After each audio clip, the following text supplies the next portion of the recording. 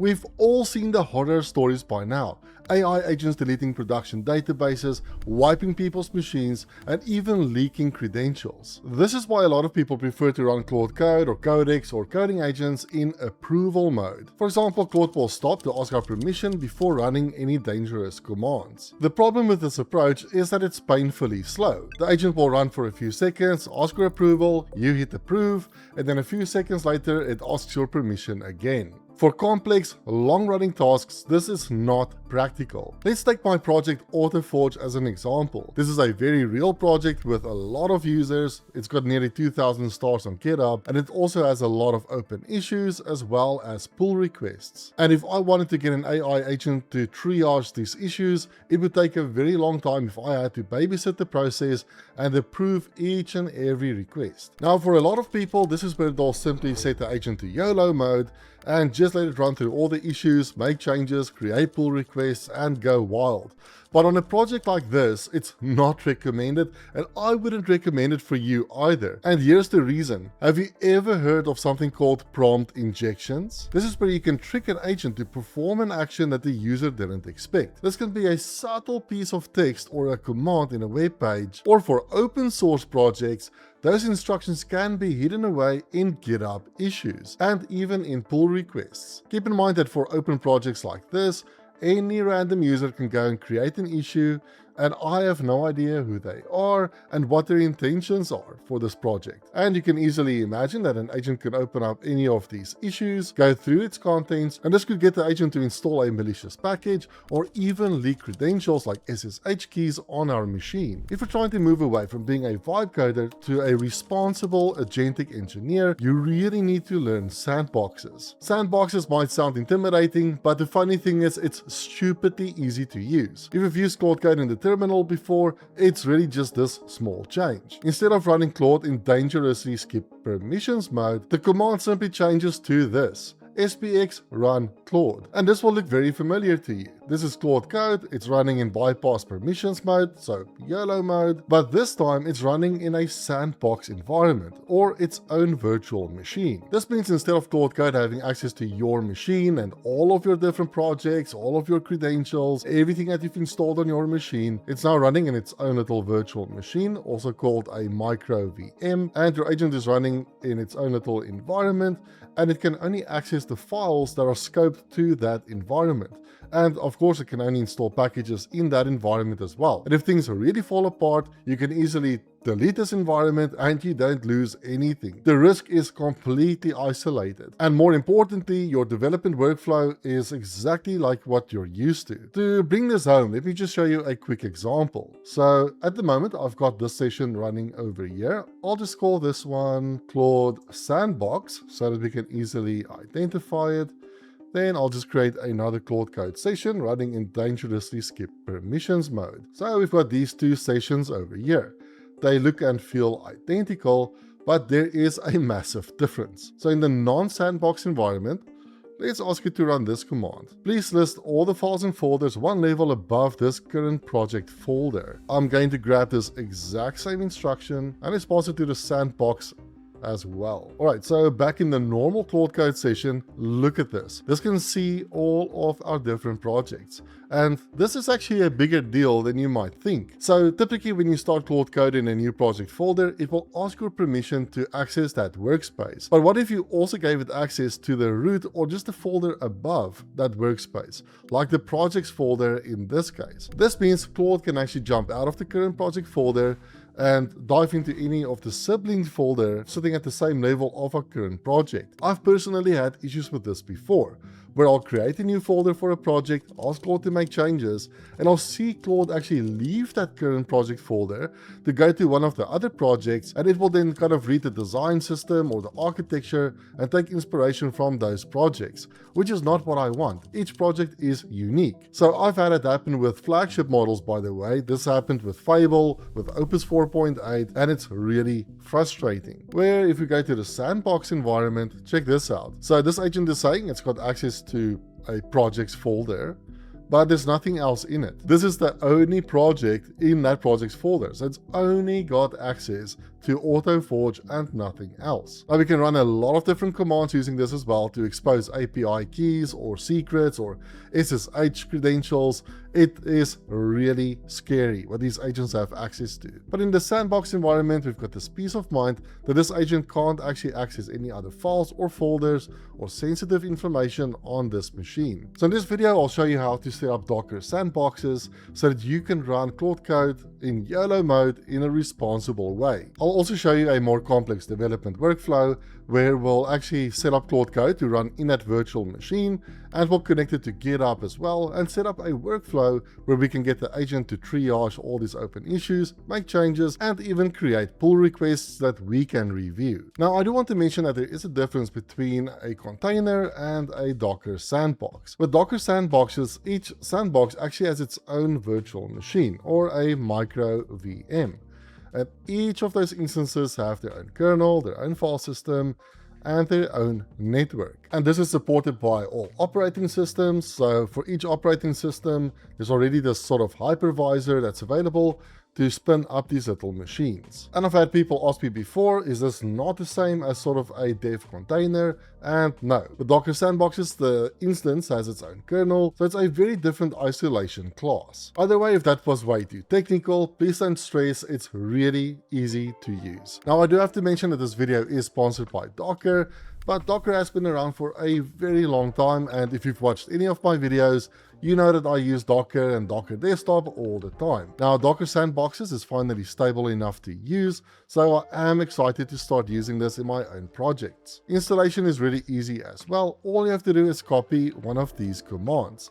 Since I'm using Windows, I'll just copy this Windows command over here. Then on Windows, I'm just going to open up PowerShell and run that command. This will download and install Docker Sandboxes. And then all we have to do is run the command spx and log in. And this will ask you just to confirm this code. So I'm going to do that. And that's it. We're already set. This was really easy. And we can now close PowerShell. Right, to use Docker Sandboxes, it's very similar to what you're used to already. Simply open up the terminal in your project folder, and instead of running Claude, what we'll do is run spx run Claude.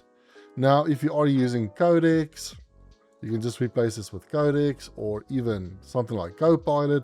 They do support a few coding agents. But in this video, we'll have a look at Claude. The first time you run this, it is going to create a new virtual machine. It will take a few minutes to set up the virtual environment, but afterwards you will be asked this question. What sort of global network policy do you want to set up? So you've got three options. You've got open, which means that all network access is available, so the agent can go to any website.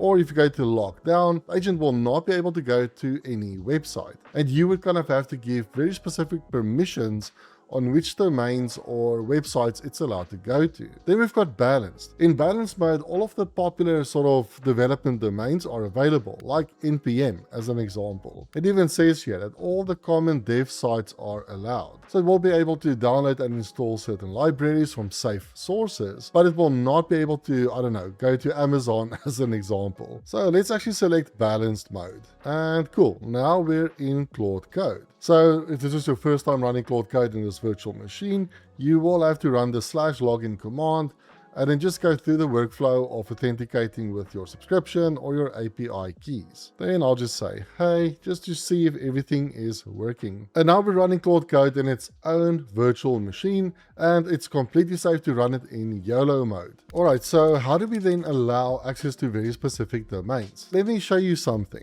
Please go to anthropic.com and retrieve the latest news. Alright, and what you'll notice is that we're getting these forbidden messages over here. And our agent is also saying that it couldn't go to that domain because of the Sandboxes policy.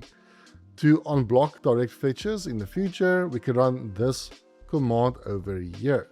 So I'm actually going to copy this, and if we go to a new session, we can paste in that command, and this added these new rules. Let's ask the agent, try again, and this time the agent was able to access the Anthropic website. So this shows you how strict the balance mode really is, but if you want to give the agent very specific access, just run this command, and going forward the agent will have access to these domains. So just before we move off permissions, there is one more thing I do want to show you.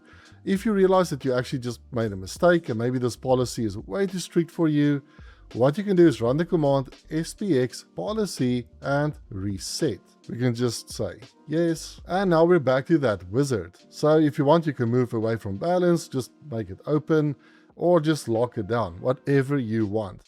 So for this demo, I'll just stick with balanced. Right, so for this development workflow, what I'm going to do is connect our Claude Code instance to my GitHub repository. This will also show you how to securely store secrets in the sandbox environment. That way the agent can't leak it at all. Right, the first thing you need to do is to authenticate your GitHub account in the GitHub CLI. This is on your main machine. This is not in the sandbox environment. So I'm not going to go through all the details, but you should have the CLI installed. If you're unsure if you already have it installed, you can run the command github auth and log in. So if you get some error here, it means you haven't set it up yet. So just go ahead and install the GitHub CLI tool and authenticate your account. Now I've already done that, so I'm just going to exit out of this. Now what that step does is it actually stores our GitHub connection or our API key or our secret somewhere on our machine. Now we never want the agent to accidentally leak that information. But one option you have is you could start up the sandbox and you could then ask Claude Code to set up the CLI tool for you and even authenticate your account. But that means that secret is now stored on the sandbox environment. So Claude could potentially leak that information if there's some kind of prompt injection. So what we'll do instead is store that secret in a super secure way in the sandbox environment. And it's actually really easy. All we have to do is run this command, github auth token, then we'll pipe it to spx secret, then we'll set a new secret globally called GitHub. This is simply going to sort of take the GitHub token from our main machine and just pipe it to the secrets in the sandbox. Press enter, and now that secret has been saved. This, by the way, is the Docker Sandbox's recommendation for securely copying these tokens over. Then what I'll do is run spx run Claude. Then we can confirm that that secret was set by running the command spx secret ls. And this is really cool. We can now see that the sandbox only has access to 2 global variables at this stage. So we've got GitHub and we've got Anthropic, of course, because we're using Claude Code. Alright, so here's the thing. When you add new secrets or environment variables, those environment variables will not be available within the sandbox automatically. You have to recreate the sandbox in order for the environment variables to become available. So how on earth do you actually delete or recreate an environment? Well, what you can do is enter spx ls, and this will list all of the available sandboxes. And yes, you can have more than one running on your machine and within this project as well. Now I only have one, so this is really easy. I'm just going to copy the name of the sandbox. Then we can run spx rm for remove, followed by the sandbox name. Then let's just remove the sandbox and cool. Then we can recreate the sandbox by running the command spx run Claude. And then I'm just going to check that everything worked by asking Claude, please run github auth status. And if you set the environment variable correctly, this should tell you that you are now logged in with GitHub. So then let's give the agent a fun little task. So what I like to do is 3 different things. I like to ask the agent to triage all of the open issues. Then I like a second workflow where I ask the agent to address sort of all the quick wins to make the actual changes. And it should then also create a pull request for all of those changes. Then I'll typically have like a third agent that runs through all the pull requests and reviews them as well. So we can send the prompt like this. Please connect to the AutoForge GitHub repo and triage the open issues. Use a workflow with multiple agents going through each issue. Finally, create an HTML file and sort the issues by priority and a TLDR for each. And let's send this. To be honest, I didn't even check what model I'm using, so maybe just do that first. Let's go to model, which for some reason is Sonnet 4.6, which I definitely don't want to use. Let's go with Fable. Yes, let's switch to Fable. And for the effort, let's just go with high. Please resume. And let's send this. Alright then, Claude just created a workflow, so we can press down and press enter just to see what this is up to. And this is running quite a few different agents, so it is running them in batches as well. So I can actually click right to go to any of these batches. Let's press enter to go into this one. And from here we can get an idea of what these agents are up to. All right, so it just completed this normalize step as well. So I'll just press the back arrow just to go back to this main view. And the main workflow is done. The main agent is now just going to consolidate all of these results and create this issues.html file for us. And that was actually surprisingly quick. I think this entire triage process only took like maybe 5 minutes to go through 81 issues. And that's actually a really big deal. You know, workflows definitely have its stigma, I'm not going to lie. You can definitely burn through credits unnecessarily fast. But if you have challenges like this that involve, you know, reading a lot of different objects or issues in parallel, workflows can be incredibly useful for that. So Claude just created this issues.html file. I'm just going to start it with live server. This gives me a very clear view of all the different issues in this project and sorted by priority as well. So we've got a critical issue that needs to be addressed. We've got high priority items. So, you know, just visually from a user point of view, this is extremely useful. And the beautiful thing is, if I want, I can just continue working on this.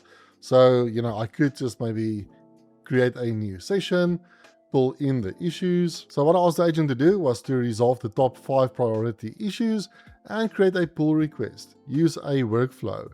So Claude just simply kicked off a workflow and it's now investigating like the top 5 issues.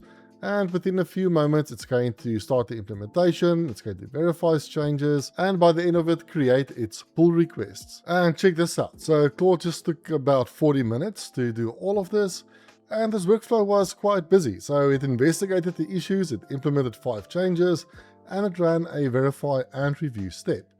And at the end of it, it gave us this GitHub repository, so this one over here, and we've got this brand new pull request, and all I have to do is just kind of read through it, and if I'm happy with the results, I can go ahead and merge this pull request back into the main branch.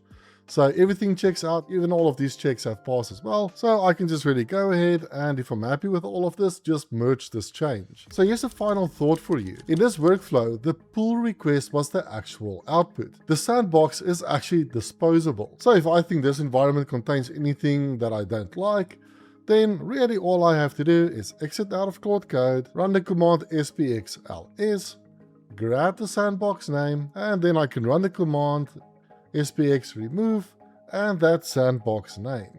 And now it's gone. It's completely disposable. Again, I want to thank Docker for sponsoring this video. You can try Sandboxes for free and I'll leave a link in the description of this video. If you like this video, then hit the like button and subscribe to my channel for more agentic coding tutorials. I'll see you in the next one. Bye bye.